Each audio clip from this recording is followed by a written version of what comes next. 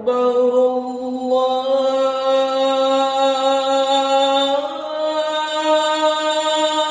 Akbar.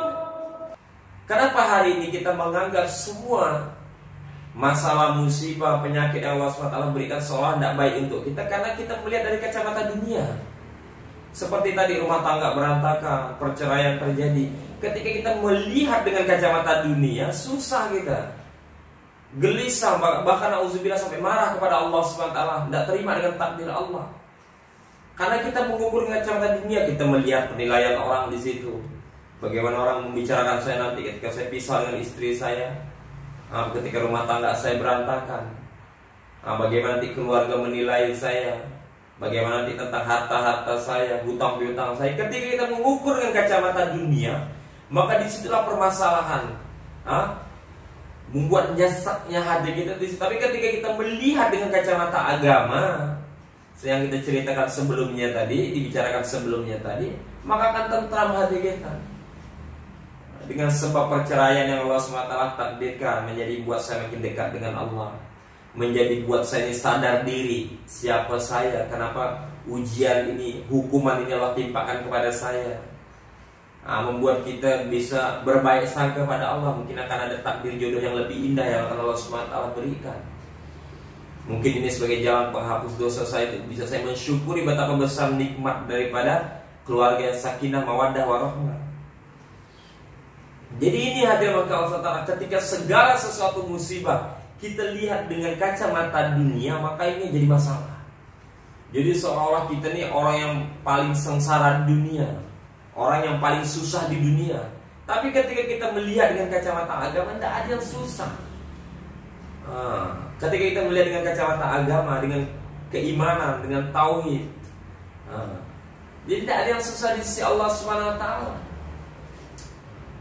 Jadi banyak cara Allah untuk memberikan hidayah kepada hambanya nih. Banyak cara Allah. Ketika Allah SWT ingin memberikan hidayah kepada hamba yang dia sayangi, banyak caranya. Ada yang dibuat hancur sehancur-hancurnya, usahanya berantakan, terlilit hutang piutang, dicaci oleh keluarga, dihinakan oleh teman-teman. Bahkan auzubillah sekarang ada viral di sosial media, di Facebook. Nah, apa baiknya bukan lagi satu kampung tapi satu kota, satu daerah ini dia terkenal luar biasa keburukannya. Tapi dengan cara seperti ini, masya Allah, membuat dia nih, ya Allah, jadi lari ke Allah gitu. Karena mau lari ke makhluk bingung, lari ke keluarga dah benci, dah menilai jelek. Lari ke kerabat, ke teman-teman udah mencap dia sebagai orang tidak bagus, tidak baik, ya kan? Mau tidak ada jalan lain, lari ke Allah, lari ke Allah. Dan ketika kondisi seperti yang Allah berikan, bersyukur kita, bersyukur. Ini cara indah Allah menghancurkan berhala-berhala yang ada di hati kita, yang kita tuhankan dahulunya selain daripada Allah Subhanahu Wa Taala. Dan inilah sebenarnya jalan hidayah yang Allah SWT berikan. Bersyukur kita ketika kita menerima hidayah, memahami tentang perkara agama dari cerita kehidupan kita. Karena ini akan melekat gitu. Dibandingkan, mohon maaf, kalau kita memahami agama hanya sekedar kita belajar, mohon maaf, di pondok pesantren, atau mungkin kita belajar di pengajian-pengajian tanpa aplikasi langsung kehidupan kita, terkadang ini kita mudah lupa. Atau sekedar kita tahu saja hadisnya, tahu Qurannya, tapi pada aplikasinya kita tidak pernah mengamalkan. Contoh satu ayat Quran tadi, wasta'inu bis-sabri was-shalah. Kita belajar ayatnya, belajar tajwid dalam ayat itu, belajar makhraj dalam pelafasannya, kemudian kita belajar tafsir daripada ini ayat. Tetapi dalam kehidupan kita belum pernah merasakan mencari pertolongan Allah dengan sabar dan sholat. Terkadang berat kita mengamalkan ini ayat. Tiba-tiba hari ini kita belajar nih, masya Allah, dalam pembicaraan pagi ini kita mendengar tentang wasta'inu bis-sabri was-shalah, tentang cari pertolongan Allah dengan sabar dan sholat. Begitu selesai kita nonton video nih, atau saya yang berbicara ini tiba-tiba hilang harta saya, Allahu Akbar. Atau apa kita hilang, atau terjadi masalah apa. Nah, di sini hakikatnya Allah pengen menguji ilmu yang telah kau sampaikan tadi. Si Umar telah nyampaikan itu wasta'inu bis-sabri was-shalah tadi, cari pertolongan dengan sabar dan salat.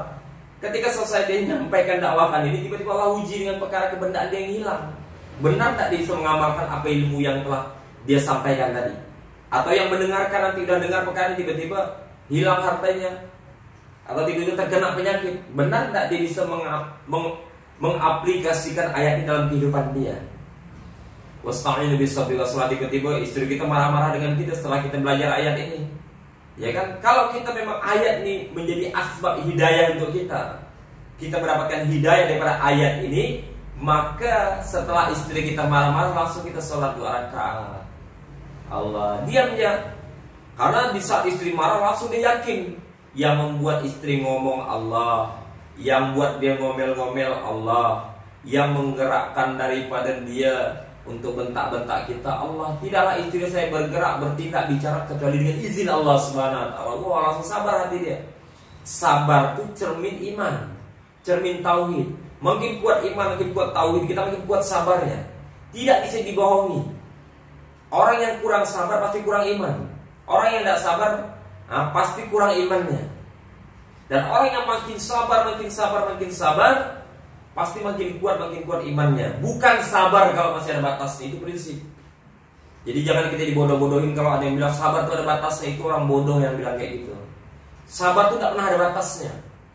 Tidak pernah seperti keimanan, tidak ada tingkatan batas keimanan. Jadi sabar ini cermin iman. Tidak ada batas daripada kesabaran.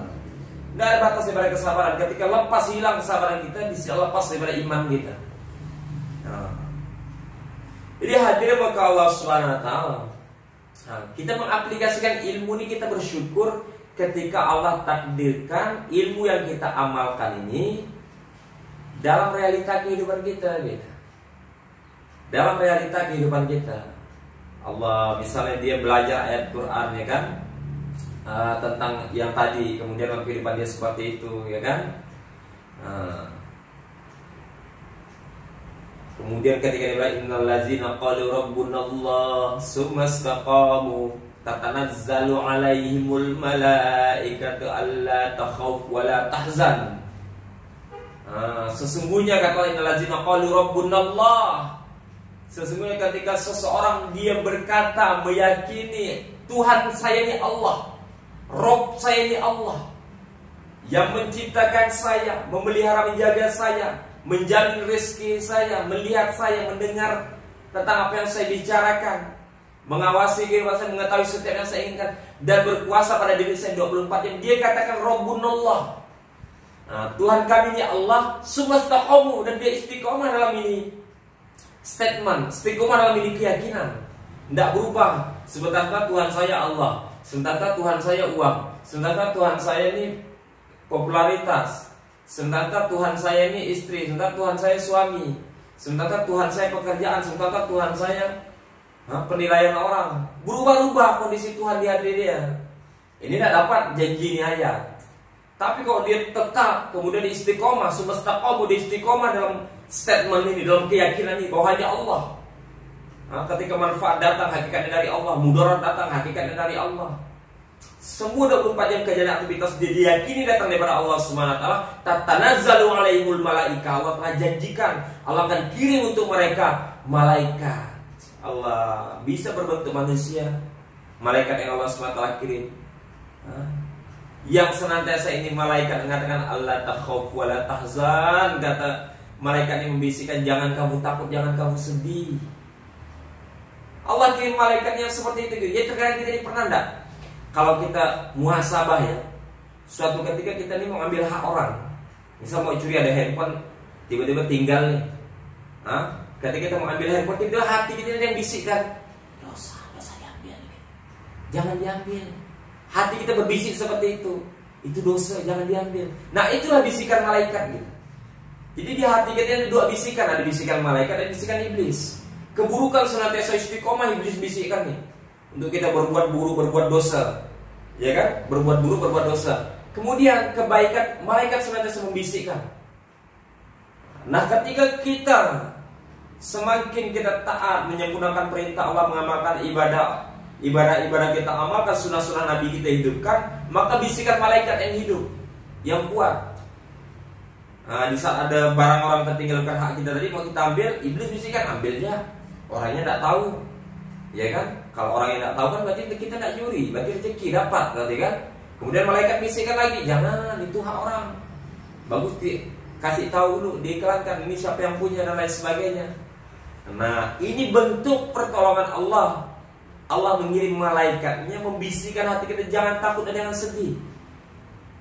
Kalau kita punya sifat tidak pernah takut, kita tegar menghadapi segala sesuatu dan tidak pernah sedih, mudah menghadapi semua masalah, apapun bentuknya. Masalah di dunia ini tidak ada yang besar, semua masalah dunia kecil. Mau hutang miliaran, mau rumah tangga berantakan, mau usaha bangkrut, pekerjaan hilang, apa semua bentuk masalah dunia yang besar. Masalah dunia kecil yang paling lama, masalah dunia 60-70 tahun sudah kelar, sudah selesai sudah. Masalah yang paling besar pertama kali ketika kita masuk dalam kubur, dalam alam kubur, ini masalah besar. Bukan 10, 20, 50, 100 tahun kita dalam alam kubur tuh. Sampai dengan hari kiamat kita di alam kubur. Sampai dengan hari kiamat. Ini masalah yang besar ketika kita tidak bawa iman, maka kita menghadapi masalah yang besar di alam kubur kita. Maka janji Allah sumastaqamu di istiqomah. Dalam iman tadi di istiqomah, tatanazzalu alaihimul malaikatu alla takhawfu wa la tahzan. Allah akan kirim malaikat yang jangan takut dan jangan pernah sedih. Kisah perang Badar kita diajarkan tentang perkara tauhid dalam perang Badar. Sahabat hanya 313 orang. Sahabat Nabi SAW akan berperang dengan orang-orang kafir 3 kali lipat lebih banyak. Secara akal, secara logika, sahabat sepertiga, maksudnya musuh lebih banyak daripada para sahabat. Kemudian sahabat ini pakai pedang kuntung, kendaraannya hanya keledai. Sedangkan musuhnya pedang paling tajam, senjata paling sempurna, kendaraannya kuda. Secara akal tidak mungkin para sahabat radhiyallahu anhum menang. Tidak akan mungkin dalam perang Badar ini mereka menang. Tapi dengan pertolongan Allah, janji Allah SWT akan kirim malaikat yang akan menolong dalam kehidupan dia. Malaikat yang akan menolong dalam kehidupan dia tadi mudah bagi Allah. Maka ketika peperangan terjadi, maka Allah telah kirim dalam surah As-Saff, Allah ajarkan berbaris-baris berbondong-bondong malaikat dari langit yang turun ke bumi. Sehingga untuk membedakan waktu itu yang mana musuh dibunuh oleh para sahabat radhiyallahu anhum dengan dibunuh malaikat, dua. Kalau dibunuh para sahabat ada bekas luka darah. Tapi kalau malaikat yang menebas dengan pedang, malaikat pedang api, maka lukanya luka bakar. Allahu Akbar, la ilaha illallah. Ini janji Allah. Dan banyak dalam kehidupan ini malaikat-malaikat yang tanpa kita sadari menjadi asbab pertolongan Allah SWT datang dalam kehidupan dia, dalam kehidupan kita.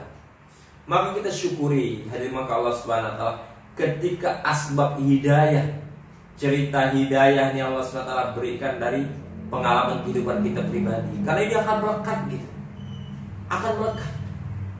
Jadi asbab hidayah kita bisa belajar agama dari realita kehidupan kita, dari kisah hidup kita bisa belajar daripada agama, memahami daripada agama ini, kita bersyukur karena ini pasti melekat. Beda dengan kita yang hanya belajar di pengajian, belajar di pondok tanpa aplikasi dalam kehidupan kita. Maka na'udzubillah, jangan pernah sesali, jangan pernah keluhkan takdir yang Allah SWT berikan dalam bentuk apapun. Usaha kita bangkrut, berantakan, syukuri ini. Ketika kita paham sebenarnya banyak pelajaran berharga, ini jalan hidayah dari Allah. Oh ternyata seperti ini. Ketika kita berbuat suatu usaha dengan cara salah seperti ini, hasil endingnya pasti berantakan, pasti hancur lebur. Kemudian dosa pasti terjadi dan lain sebagainya. Nah kemudian ketika sakit Allah berikan, oh ternyata benar ketika saya makan lupa baca doa makan, yang ada makanan yang saya makan jadi sebab mudarat, jadi penyakit. Ya kan, karena baca lupa daripada baca doa makan, tidak pakai ada sunnah makan. Ya kan, dari realita kehidupan yang kita alami, kita belajar iman, belajar tauhid, kita di sini akan mudah memahami agama. Dan inilah jalan-jalan hidayah daripada Allah Subhanahu wa taala.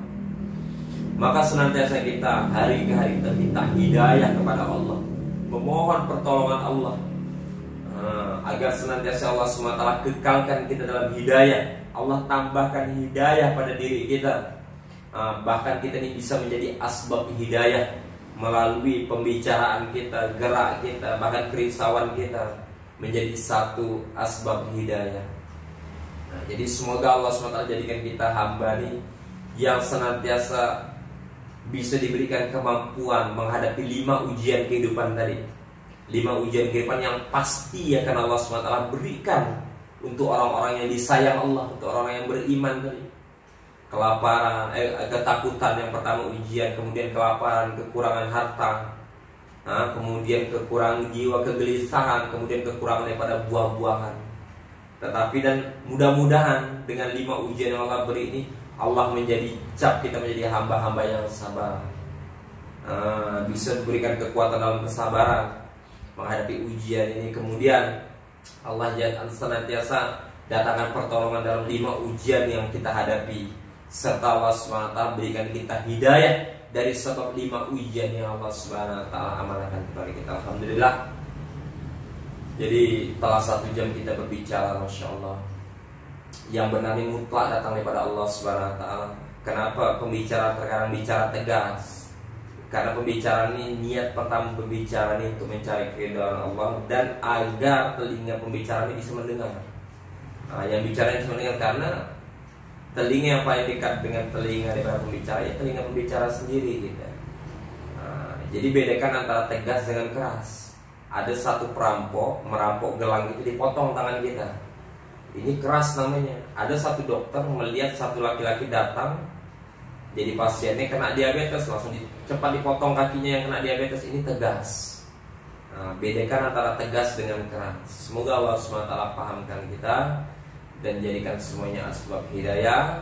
Dan jangan pernah lupa saling mendoakan kebaikan sesama muslim. Barang siapa yang mendoakan satu kebaikan untuk sesama muslim, maka Allah SWT akan kirimkan malaikat yang mendoakan perkara yang sama untuk dia. Mendoakan perkara yang sama. Kalau malaikat yang doa pasti makbul di sisi Allah Subhanahu wa ta'ala. Insyaallah yang menantang pada Allah, yang salah berkorban saya pribadi. Jika ada kata yang menyinggung saya mohon ampun kepada Allah dan mohon maaf pada hadirin sekalian. Subhanallah bihamdi, subhanallah bihamdika.